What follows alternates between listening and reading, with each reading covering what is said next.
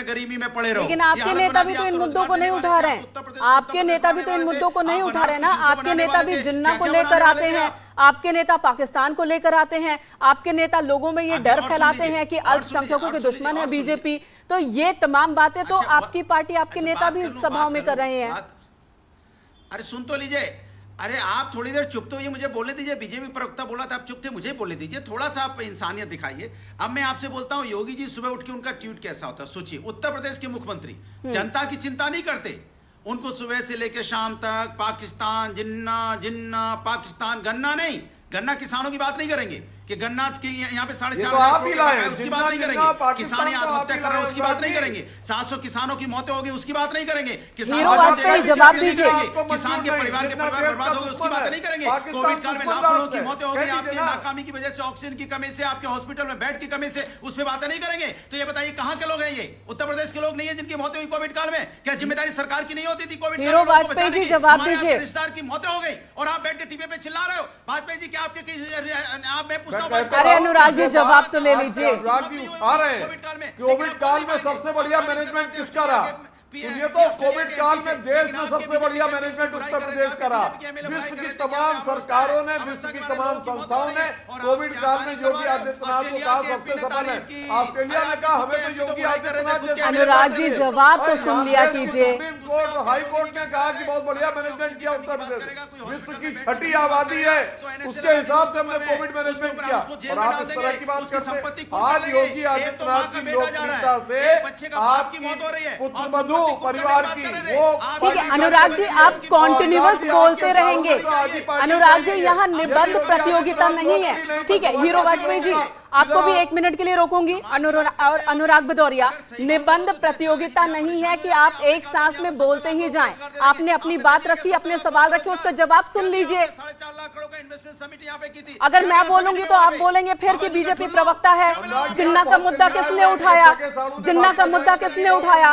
Pakistan, China में पाकिस्तान की entry किसने की? कौन पाकिस्तान को राजनीतिक दुश्मन कह रहा है? आपके नेता कह रहे हैं। क्या पाकिस्तान राजनीतिक दुश्मन है? अगर मैं बोलूंगी तो आप बोलेंगे कि आप बीजेपी प्रवक्ता है, लेकिन आप कॉन्टिन्यूअस बोलते जाते हैं। बीजेपी पे चिल्लाइए ना। आप कॉन्टिन्यूअस बोल रहे हैं, आप जवाब नहीं ले रहे। बीजेपी से क्या मिला? अनुराग भदौरिया आप जवाब नहीं सुन रहे हैं, आप जवाब नहीं सुन रहे, आप कॉन्टिन्यूअस बोल रहे हैं। सवाल पूछ रहे, आपकी हैसियत है तो पूछिए सत्ता से सवाल। हैसियत की बात मत कीजिएगा अनुराग भदौरिया, हैसियत की बात मत कीजिएगा। क्यों डबल इंजन की सरकार? हैसियत की बात नहीं कीजिएगा। मैं सवाल पूछ रही हूँ और किससे क्या सवाल पूछना है ये मेरा फैसला होना चाहिए। ये आप नहीं बताएंगे मुझे किससे क्या सवाल पूछना है।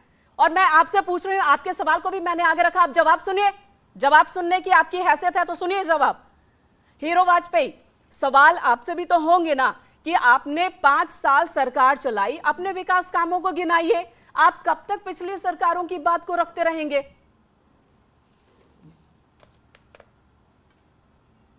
अनुराग भदौरिया आप कॉन्टिन्यूअस बोल रहे हैं और आपकी आवाज हमने डाउन कर दी है। बोलिए। अखिलेश यादव जी ने आज कहा 80 करोड़ लोगों को गरीब बना दिया। हमने सरकार की योजनाएं जनता तक पहुंचाई हैं। हमने सबका साथ, सबका विकास, सबका विश्वास पे काम किया है। आज जो भी योजनाएं हैं उसी से तो ये नकारात्मक राजनीति कह रहे हैं, गरीब बना दिया लोगों को। गरीबों तक सारी योजनाएं पहुंची हैं। हमने एक नया वोट बैंक क्रिएट किया जिसका नाम था लाभार्थी, जो कास्ट, क्रीड, रिलीजन से ऊपर है। हमने तो विकास का ही काम किया है। ठीक है, अब मैं कांग्रेस प्रवक्ता के पास चलूंगी। वाजपेयी जी, अब मैं कांग्रेस प्रवक्ता के पास चलूंगी। ठीक है, प्रदीप सिंह कांग्रेस प्रवक्ता हमारे साथ मौजूद है। उनको खत्म कर दिया, बुलडोजर चला दिया, पश्चिम में काम किया, लेकिन ये वही नकारात्मक शक्तियां हैं जिन्होंने ये सब काम भी किए हैं। दोनों एक दूसरे पर नकारात्मक राजनीति का आरोप लगा रहे हैं। बीजेपी भी, समाजवादी पार्टी भी। कांग्रेस का रुख करूंगी। प्रदीप सिंह, ये बताइए कहीं ऐसा तो नहीं हो रहा है कि जानबूझकर उसी मुद्दे को उठाया जा रहा है जो बीजेपी और समाजवादी पार्टी दोनों को सूट कर रहा है? ये मुद्दा, अगर ध्रुवीकरण एंटी अल्पसंख्यक होता है और या फिर अल्पसंख्यक के तरफ होता है, तो यही वो मुद्दे हैं जो दोनों को सूट कर रहे हैं और बाकी पार्टियों को इन्होंने अलग थलग कर दिया, जिसमें कांग्रेस भी है।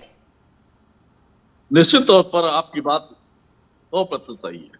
हम पूछना चाहते हैं भारतीय जनता से, आप बताइए कि आप बुलंदशहर पर तो आप नजर आते हैं जब सुबोध सिंह भारत माँ के लाल को गोली मार दी जाती है और थाने फूंक दिए जाते हैं, तो बुलडोजर योगी जी का कहाँ चला जाता है? कासगंज के दंगों पे योगी जी का बुलडोजर कहाँ चला जाता है? सहारनपुर, जहां दलित नौजवान शादी के लिए अपनी घोड़ी पे चढ़ रहा था, तो सवर्ण यानी क्षत्रिय समाज के लोगों ने उस पर न सिर्फ आपराधिक हमले किए बल्कि पूरे गांव को फूंकने का काम किया, और जब लोग उसके समर्थन में खड़े हुए तो आपने लाठियां चलाई। आपका बुलडोजर कहाँ चला जाता है? हम पूछना चाहते हैं, जब 1 लाख रुपए में ऑक्सीजन सिलेंडर कोरोना पीड़ितों को मिलता है तो आपका बुलडोजर कहाँ चला जाता है? हम पूछना चाहते हैं, जब टेस्टिंग किट घोटाला होता है, वेंटिलेटर घोटाला होता है, बेसिक शिक्षा विभाग में घोटाला होता है, स्मार्ट मीटर घोटाला होता है, पीपी किट घोटाला होता है, राशन में घोटाला होता है, नमक घोटाला होता है, या तक ईपीडब्ल्यूडी घोटाला होता है, आपके बुलडोजर कहाँ चले जाते हैं? इन सवालों पर भारतीय जनता पार्टी की सरकार मौन क्यों रहती? और जब कांग्रेस 40% राजनीतिक हिस्सेदारी की बात महिलाओं की करती है, तो इन्हीं सवालों पर कांग्रेस पार्टी बतौर विपक्ष क्या कर रही है? इन्हीं सवालों पर बतौर विपक्ष कांग्रेस पार्टी क्या कर रही है? निश्चित तौर पर जब हमारी नेता प्रियंका गांधी कहती हैं कि हम महिलाओं को 40% राजनीतिक हिस्सेदारी देंगे, तो हम करके दिखाते हैं, और भारतीय जनता पार्टी के पेट में दर्द होने लगता है। क्यों? इसलिए दर्द होने लगता है कि अब ये कुलदीप सिंह सेंगर जैसे बलात्कारी अपराधी नेता को संरक्षित करते हुए नजर आएंगे तो सवाल पूछे जाएंगे।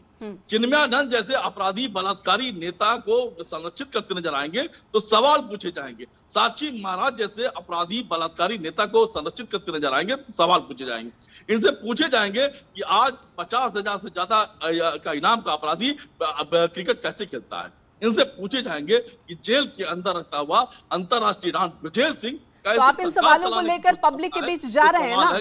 इन सवालों को लेकर पब्लिक के बीच आप जा रहे हैं ना? ठीक है फाजिल अहमद जी, वक्त बहुत कम रह गया है, बाकी हमारे जो गेस्ट हैं उनसे भी सवाल जवाब हो जाए।